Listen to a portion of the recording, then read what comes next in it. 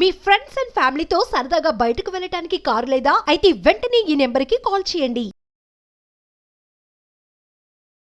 నమస్తే మాధురెడ్డి గారు. నమస్తే అండి. మాధురెడ్డి గారు, కాసేపు మ్యూచువల్ ఫండ్ ఇండస్ట్రీ గురించి ఎక్స్క్లూజివ్ గా మాట్లాడుకుందాం. అవునండి. ఇప్పటి వరకు మ్యూచువల్ ఫండ్ ఇండస్ట్రీకి సంబంధించి ఎటువంటి కొత్త డెవలప్మెంట్స్ వచ్చాయి అండ్ వచ్చే కొత్త సంవత్సరం నుంచి ఇంకా ఎటువంటి కొత్త డెవలప్మెంట్స్ తెరపైకి రాబోతున్నాయి అంటారు అసలు? సో ట్రెండ్స్ అన్ని మనము ఇప్పటి వరకు జరిగిన ఈ 2024లో కానీ చేంజెస్ ఇంకా రాబోతున్న కొత్త ట్రెండ్స్ గురించి మనం మాట్లాడుకున్నట్లయితే ఒక కాషన్ తోని స్టార్ట్ చేద్దామండి. సో ఇప్పుడు యాంఫీ రీసెంట్ గా ఒక డేటా అనేది రిలీజ్ చేసింది. వాళ్ళ డేటా ప్రకారం ఏంటంటే ఎస్ఐపి రిజిస్ట్రేషన్స్ షార్ప్ గా ఫాలో అవుతున్నాయి. అంటే కొత్త ఎస్ఐపి రిజిస్ట్రేషన్ మనము అక్టోబర్ లో చూసుకుంటే 6.4 మిలియన్ రిజిస్ట్రేషన్స్ అయితే మన నవంబర్కి వచ్చేటప్పుడు కేవలం 5 మిలియన్ అయ్యాయండి. కొంచెం ఈ ఎస్ఐపి కొత్తగా రిజిస్ట్రేషన్స్ అయితే తగ్గాయి అనేది ఒకటి చెప్పారు. ఇంకొకటి షాకింగ్ న్యూస్ ఏంటంటే 80% క్యాన్సిలేషన్స్ అవుతున్నాయి. 80% అంటే చాలా ఎక్కువ అండి. అంటే మార్చ్ 2020లో అప్పుడు మార్కెట్ బాగా షార్ప్ గా ఫాల్ అయినప్పుడు అప్పుడు ఎక్కువగా ఎస్ఐపీస్ బాగా అంటే మనకి కోవిడ్ టైంలో దట్ ఈస్ అంటే అప్పుడు అందరూ కూడా భయపడ్డారు కదా, భయపడి కొంచెం ఎస్ఐపీస్ అంత క్యాన్సిలేషన్స్ మళ్ళీ ఇప్పుడు అంటే దాదాపుగా వస్తున్న కొత్త ఎస్ఐపీస్ లోని 80% డిస్కంటిన్యూ అనేది బాగా జరుగుతుంది అనేది మనకు కనిపిస్తుంది. సో ఎస్ఐపి క్యాన్సిలేషన్స్ అయితే మనకి 80% వరకు మనకు ఉన్నాయండి. So this is little bit cautious అనేది మనం చెప్పొచ్చండి. సో ఎవరైతే కొత్తగా వస్తున్నారో మేబీ ఇప్పుడు మార్కెట్స్ అంటే ఒక 1 మంత్ నుంచి కొంచెం వాల్టిలిటీ అనేది బాగా కనిపించింది. అలానే మార్కెట్స్ 26,000 నుంచి ఎప్పుడైతే 23,000కి వచ్చేసాయో కొంచెం మార్కెట్స్ నుంచి పాజ్ తీసుకుంటే మంచిది.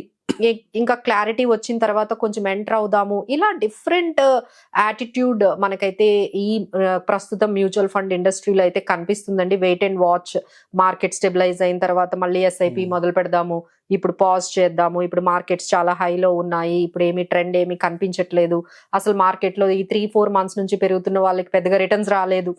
సో లైక్ దట్ ఇలాంటివి అయితే మనకి జరుగుతున్నాయండి. But what we do suggest this is the time to SIPs అనేది టైమింగ్ అనేది చేయకుండా అది ఆటోమేటిక్ గా ఎవ్రీ మంత్ గానీ ఎవ్రీ వీక్ గానీ పెట్టుకుంటారండి. So there is no need to worry to stop the SIPs right now. ఎంత వాల్టిలిటీ ఉన్నా this is the right time where you can get more units. Market correct అయినప్పుడే మనకి ఎస్ఐపిలో ఎక్కువ benefits ఉంటాయి. కాబట్టి అలా వర్రీ అవ్వద్దని అయితే మనం అందరము ఈ పర్టికులర్ ప్లాట్ఫామ్ ద్వారా మనము చెప్పొచ్చండి. This is the first caution అని చెప్పొచ్చు. తర్వాత ఇప్పుడు కొత్తగా ఒక రూల్ కూడా వచ్చిందండి. అప్పట్లో మ్యూచువల్ ఫండ్ మీరు ఎస్ఐపీస్ ఒక 10 ఎన్నో ఉన్నాయి, మీకు ఏవో కొన్ని ఆర్థిక ఇబ్బందుల వల్ల ఒక 2 డిస్కంటిన్యూ చేద్దాము అనుకుంటే చాలా time పట్టేదండి.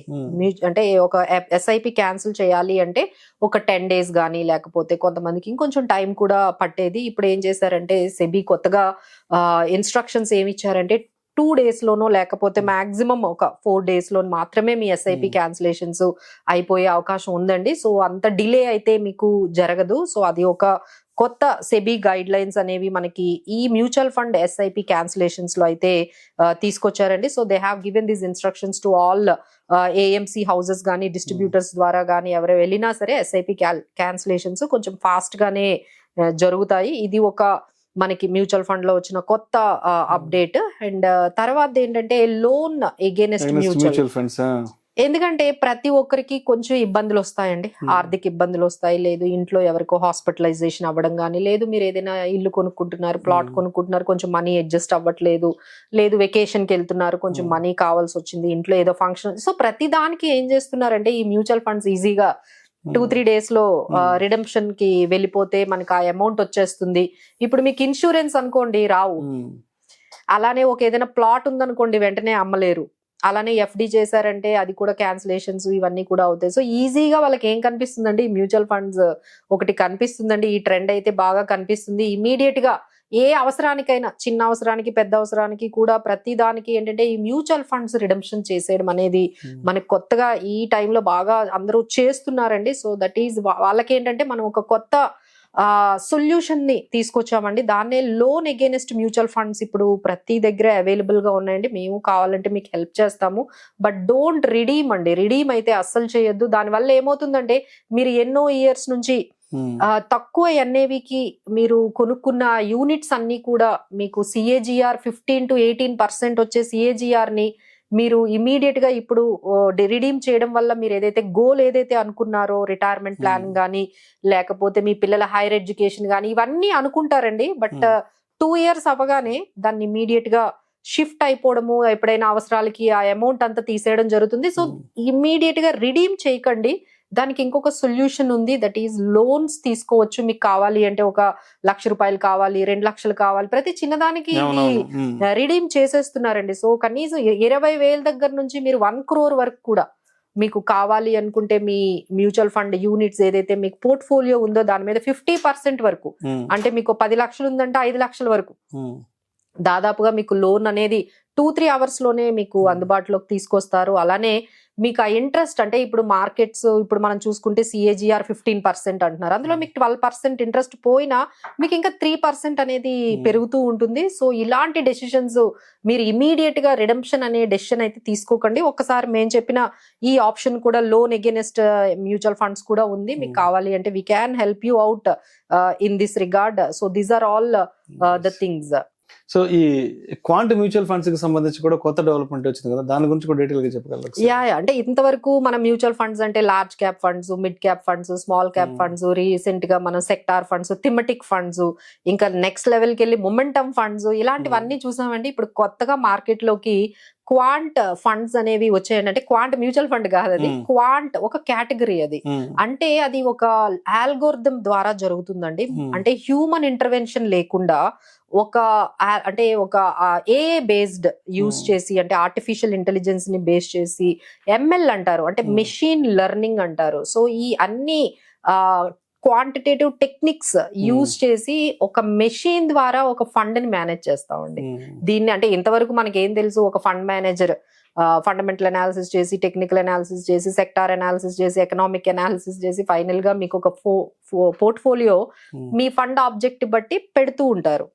So this is what we know so far. But ఇప్పుడు ఏంటంటే క్వాంట్ ఫండ్స్ వచ్చాయండి. అది కంప్లీట్లీ ఏంటంటే హ్యూమన్ ఇంటర్వెన్షన్ లేకుండా ఒక మెషిన్ మ్యూచువల్ ఫండ్స్ లోని ఉన్న స్టాక్స్ ని పిక్ చేస్తుంది. సో దానికి ఏంటంటే కొన్ని గైడ్ లైన్స్ ఇస్తారండి, అంటే కొన్ని అనాలిసిస్, కొన్ని పారామీటర్స్ ఇస్తారు. ఈ పారామీటర్స్ ఎలా ఉంటాయంటే వాల్యూషన్ పారామీటర్స్ కానీ, రేషియో పారామీటర్స్ కానీ, ఇట్లా PE రేషియోస్, ఇలా కొన్ని పారామీటర్స్ ఇచ్చిన తర్వాత ఆ పారామీటర్ లోకి ఏ స్టాక్ అయితే వచ్చిందో ఇమీడియట్ గా this machine will pick up that stock. So entire risk management కానీ లేకపోతే స్టాక్ సెలెక్షన్ కానీ అదంతా కూడా ఒక మెషిన్ చేస్తుందండి. సో ఇప్పుడు దాదాపుగా మార్కెట్ లో 10 ఉన్నాయండి ఇలాంటి క్వాంట్ ఫండ్స్. రీసెంట్ గా SBI కూడా ఒక క్వాంట్ ఫండ్ ని రిలీజ్ చేసింది. సో ఇది కూడా కొత్త టెక్నాలజీ ఫండ్. అంటే ప్రతి చోట మనం టెక్నాలజీని చూస్తున్నాము. ఇప్పుడు మ్యూచువల్ ఫండ్స్ లో కూడా ఈ technology, artificial intelligence, machine learning, algorithms, quantitative analysis వీటిని బేస్ చేసుకొని human biases, human intervention, human behaviour mistakes లేకుండా మెషిన్ లెర్నింగ్ ద్వారా కూడా క్వాంట్ ఫండ్స్ అనేవి వచ్చేసాయి. మీకు ఇంట్రెస్టెడ్ అయితే ఇందులో కూడా ఇన్వెస్ట్ చేసుకోవచ్చు. Thank you so much Madhu Reddy గారు. Thank you.